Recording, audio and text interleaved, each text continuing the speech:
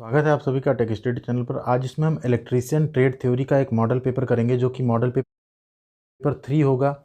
इससे पहले इस चैनल पर फर्स्ट ईयर सीवीटी एग्जाम का मॉडल पेपर 1 और 2 आ चुका है, जिसको आप यहाँ आई बटन पे क्लिक करके देख सकते हैं। हमने सजेशन में लिंक दे दिया है। साथ ही आप चैनल के नाम पे क्लिक करके प्लेलिस्ट में जाके भी सारे वीडियोज देख सकते हैं। तो ये फर्स्ट ईयर के लिए हमने मोस्ट इंपॉर्टेंट क्वेश्चन आपके पूरे सिलेबस से चूज किए हैं। चैनल पर अगर आप नए हैं तो चैनल को सब्सक्राइब कर लीजिए। इस चैनल पर आपको इलेक्ट्रीशियन, फिटर, बाकी आईटीआई की जो भी ट्रेड्स हैं, इलेक्ट्रॉनिक, मैकेनिक या employability skill, workshop, calculation subjects, इन सब के वीडियोज आपको इस चैनल पर रेगुलर बेसिस पर मिलते रहेंगे। क्वेश्चन में इस मॉडल पेपर में टोटल 40 क्वेश्चन होंगे। लास्ट में एक क्वेश्चन हमने रखा है जो कि बोनस क्वेश्चन है 41। उसका आंसर आपको कमेंट बॉक्स में करना है। जो भी सही आंसर कमेंट बॉक्स में कमेंट करेगा, हम उसको ये मॉडल पेपर का पीडीएफ जरूर सेंड करेंगे। तो आइए शुरू करते हैं क्वेश्चन आंसर।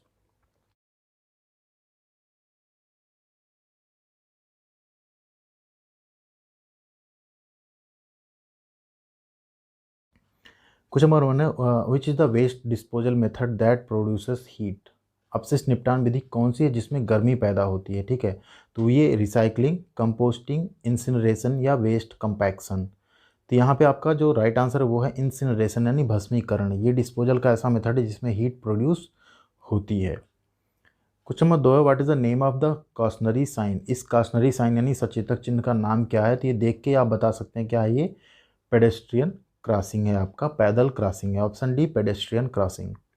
बहुत इंपॉर्टेंट क्वेश्चंस हैं। आप अगर इसको पढ़ के जाते हैं, पूरा मॉडल पेपर देख के जाते हैं लास्ट तक, तो ज़रूर आपको इसमें से बहुत सारे क्वेश्चंस आपके एग्जाम में मिलने वाले हैं। क्वेश्चन नंबर 3 है, what is the number 1.25 indicates in ISO metric fine thread M12 into 1.25। तो अगर ऐसा आपका आईएसओ मीट्रिक थ्रेड का एक दिया हुआ है M12 इंटू 1.25, तो इसमें 1.25 क्या इंगित करता है, क्या इंडिकेट करता है? तो ये इंडिकेट करता है थ्रेड का pitch. Option B, pitch of the thread. Question number 4 है, which causes not defect in timbers. लकड़ी में गांठ का दोष का क्या कारण है? Defective storage, uneven shrinkage, growth of branches या इम्प्रॉपर सीजनिंग। यहाँ पे आपका राइट आंसर है सी, ग्रोथ ऑफ ब्रांचेज यानी शाखाओं की वृद्धि। Question number 5, what is the possible range to measure the size of the wire in a standard wire gauge SWG। Standard wire gauge से तारा आकार मापने की परास क्या होती है, रेंज क्या होती है? तो वो होती है 0 to 36। Question number 6, how many electrons are there in the valence shell of a copper atom. Copper जो तांबा है उसके परमाणु के आबंध चक्र में कितने इलेक्ट्रॉन होते हैं? तो वहाँ होते हैं आपके 1 electron. Option A 1 electrons. Question number 7 है, what will happen to PVC insulation in cable carries excess current continuously for long period. अगर केबल का जो पीवीसी कुचालक है, अगर धारा लंबे समय तक बहती रहे, अत्यधिक धारा, तो उसका क्या होगा? उस केस में क्या होता है? कुचालक का प्रतिरोध घट जाता है। Insulation resistance decreases. Question number 8 है, which material is having negative temperature coefficient property. किस मटेरियल में ऋणात्मक तापमान गुणांक का गुण है? मिका यानी अभ्रक, माइका यानी अभ्रक, यूरेका, कॉपर या मैंगनीज। यहाँ पे आपका राइट आंसर है माइका यानी अभ्रक। क्वेश्चन नंबर 9 है, what electrical quantities are related in Ohm's law. बहुत ही सिंपल और बहुत ही इंपॉर्टेंट क्वेश्चन है। ओम के नियम से संबंधित विद्युत राशियाँ कौन सी हैं? तो ये हैं आपकी current, voltage and resistance. V बराबर IR, हम सभी लोग ये फार्मूला जानते हैं। तो V वहाँ पे वोल्टेज है, I करंट है, R आपका रेजिस्टेंस है यानी प्रतिरोध है। क्वेश्चन नंबर 10 है, what is the unit of resistivity. जो प्रतिरोधकता है उसकी यूनिट क्या होती है? तो उसकी यूनिट होती है आपकी ohm metre. Option C ohm metre. Question number 11 है, which method is used for measuring 1 ohm to 100 kilo ohm यानी के ओम रेंज रेजिस्टेंस। 1 ओम से 100 किलो ओम, 100 के ओम तक मापन हेतु कौन सी विधि का उपयोग किया जाता है?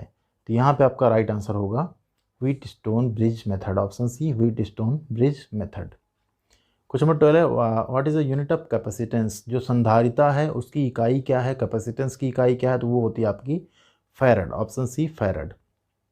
क्वेश्चन नंबर 13 है, the flux density is always lagging behind the magnetising force.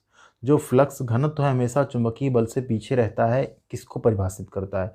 तो ये परिभाषित करता है आपका हिस्टैरिसीस को। Option A hysteresis. Question number 14 है, which property of magnet is illustrated. यहाँ पे आपको बताना है मैग्नेट की कौन सी प्रॉपर्टी इलस्ट्रेट की गई इस फिगर में। तो ये है आपकी डायरेक्टिव प्रॉपर्टी यानी दिशीय विशेषता। जो डायरेक्शनल प्रॉपर्टी या डायरेक्टिव प्रॉपर्टी होती है मैग्नेट की, वो यहाँ पे दिखाई गई है। क्वेश्चन नंबर 15 है, what is the formula for reactive power P R in an AC circuit. AC circuit में जो रिएक्टिव पावर पी आर होता है उसका फार्मूला क्या है? तो उसका फार्मूला होता है P R is equal to V I sine theta, option D. Question number 16 है, what is the reciprocal of inductance in AC parallel circuit. AC parallel circuit यानी समांतर परिपथ में प्रेरकत्व का पारस्परिक यानी रेसिप्रोकल क्या है? तो उसको हम बोलते हैं susceptance, option D susceptance. Question number 17 है, which quantity is rotating at a constant angular velocity. स्थिर एंगुलर वेलोसिटी में कितने परिमाण का घूर्ण होता है? कौन यहाँ पे which quantity is rotating at a constant angular velocity, कौन सी क्वांटिटी है जो कांस्टेंट एंगुलर वेलोसिटी पे रोटेट होती रहती है? तो वो है आपका phasor quantity, option C phasor quantity. Question number 18, how the capacity of batteries is specified. काफ़ी इंपॉर्टेंट क्वेश्चन है। जो बैटरी की क्षमता को कैसे बताई जाती है? कई लोग यहाँ पे वोल्ट लिख देते हैं, 12 वोल्ट या 24 वोल्ट। नहीं, कभी नहीं लिखना है। ये होती है आपकी एम्पियर आवर में, option D ampere hour. Question number 19, what is the name of defect that bending of plates in secondary cells. उस दोष का नाम बताना है जिस कारण से जो सेकेंडरी सेल है उसमें प्लेट्स जो है वो मुड़ जाती हैं, तो उस दोष का नाम है आपका बकलिंग, ऑप्शन ए बकलिंग।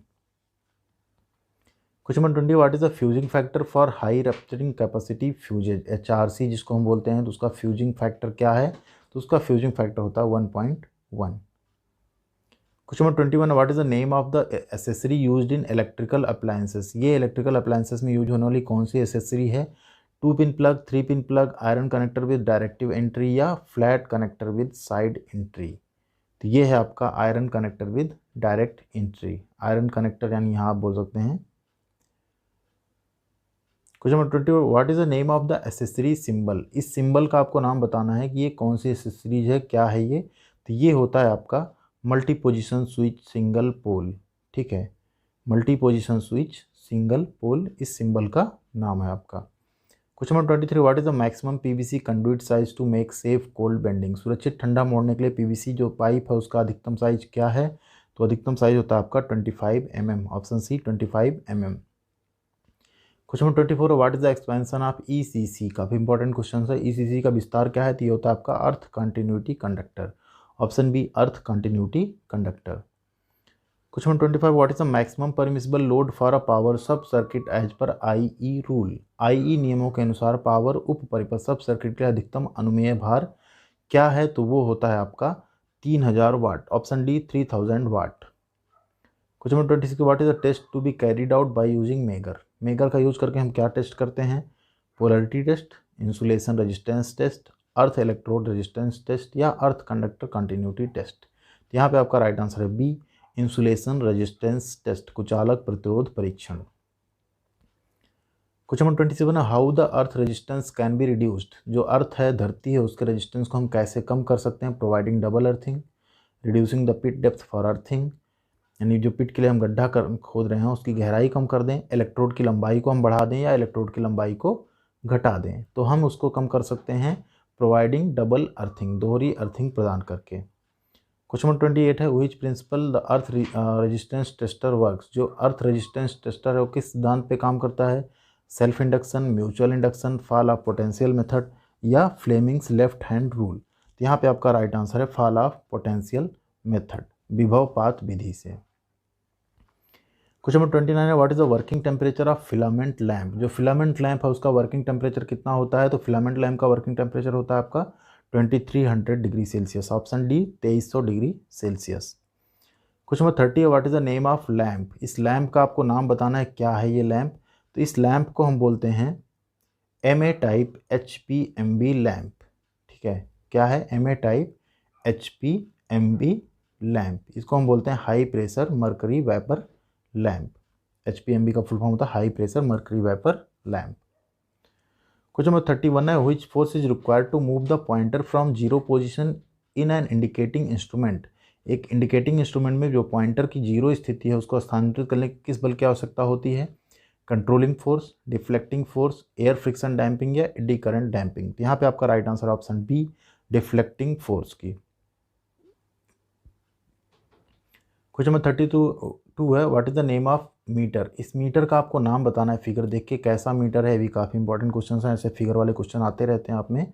तो ये है आपका DC multi range volt meter, option B DC multi range volt meter. Question number 33, which type of instrument is used with air friction damping, किस प्रकार के उपकरण का उपयोग हम एयर फ्रिक्शन डैम्पिंग के साथ करते हैं, तो वो होता है हमारा moving iron instrument, option B moving iron instrument.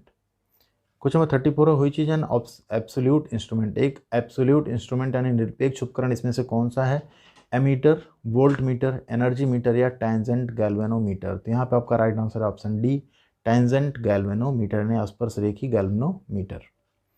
Question number 35, what is the name of the part of electric iron, ये इलेक्ट्रिक आयरन है, इसके इस पार्ट का आपको नाम बताना है क्या है, तो इसको हम बोलते हैं sole plate, option A sole plate. Question number 36, what is the purpose of U band marked as X in geyser, ये गीजर आप यहाँ पे देख रहे हैं, इसमें जो एक्स ये यू बैंड है इसको एक्स हमने मार्क किया हुआ है, इसका पर्पज क्या है, इसका काम क्या होता है, प्रिवेंट्स ड्रेनिंग ऑफ वाटर यानी पानी की निकासी को रोकता है, avoids the forming of scale, scale के बनने से बचा जाता है, reduce the pressure of outlet pipe के प्रेशर को कम करता है, restrict the air locking inside the tank, या टैंक में हवा लॉक को रोकता है। तो इसका मेन जो पर्पज होता है प्रिवेंट्स ड्रेनिंग ऑफ वाटर, पानी के निकासी को रोकता है। Question number 37, what is the name of transformer, इस ट्रांसफार्मर का आपको नाम बताना है कि ये कैसा ट्रांसफार्मर है, तो इसको हम बोलते हैं एयर कोर ट्रांसफार्मर, वायु core transformer. Question number 38, which material used in breather to prevent moisture entering in the transformer oil, transformer oil में नमी को रोकने के लिए हम ब्रीदर में किस सामग्री का यूज करते हैं, तो वहाँ पे हम यूज करते हैं silica gel, option A silica gel. Question number 39 है, what is the composition of steel and silicon steel in transformer core, जो ट्रांसफार्मर कोर में स्टील और सिलिकॉन स्टील है उसकी कंपोजिशन क्या रहती है, तो उसमें कंपोजिशन होती है आपकी स्टील 93% एंड जो सिलिकॉन है आपका वो होता है 7%। क्वेश्चन नंबर 40 है, how to determine copper loss in a transformer, एक ट्रांसफार्मर में जो कॉपर लॉस है उसको हम कैसे निर्धारित करते हैं, कैसे डिटरमाइन करते हैं, तो वो हम करते हैं शॉर्ट सर्किट टेस्ट से। मॉडल पेपर 2 का एक क्वेश्चन था जो कि हमने बोनस में दिया हुआ था, तो बहुत से लोगों ने इसका आंसर सही कमेंट भी किया था, तो इसका राइट आंसर है शॉर्ट सर्किट टेस्ट। अब ये क्वेश्चन नंबर 41 जिसका आंसर आपको करना है कमेंट बॉक्स में, जिसके भी आंसर सही होंगे वो हमसे मॉडल पेपर का PDF ले सकते हैं। तो क्वेश्चन है आपका, which material use to make heating element, heating element बनाने के लिए किस सामग्री का उपयोग किया जाता है, सिल्वर यानी चांदी, कॉपर यानी तांबा, नाइक्रोम या एल्यूमिनियम। तो राइट आंसर आपको कमेंट बॉक्स में बताना है, कमेंट में आप हमको बताइए, साथ ही आप इस मॉडल पेपर के PDF को ले जाइए।